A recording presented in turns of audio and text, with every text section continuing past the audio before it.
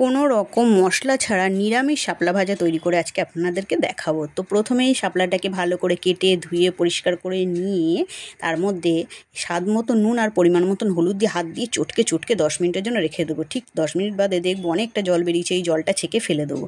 আর এদিকে কড়াইটা গরম করে তার মধ্যে তেল দিয়ে দেবো। তেল গরম হয়ে গেলে এর মধ্যে সর্ষে ফোড়ন দিতে হবে আর শাপলাটা তারপরে এর মধ্যে দিয়ে দিতে হবে। দিয়ে একটু উল্টে পাল্টে ভেজে এর মধ্যে কাঁচা লঙ্কাও দিয়ে দিতে হবে। দিয়ে কিন্তু 5 থেকে 7 মিনিটের জন্য এটা ঢাকনা দিয়ে ঢেকে দিতে হবে। 5-7 মিনিট বাদে ঢাকনা খুলে কিন্তু এবারে এর নুনটা ঠিকঠাক আছে কি না সেটা টেস্ট করে নিতে হবে। নুনটা যদি কম থাকে তখন কিন্তু নুন দিতে হবে। আমি দেখলাম যে নুনটা কম ছিল, তাই জন্য একটু নুন দিয়ে দিলাম আর পরিমাণ মতন একটু চিনি দিয়ে দিতে হবে। তারপরে এটাকে উল্টে পাল্টে একটু ভাজতে হবে।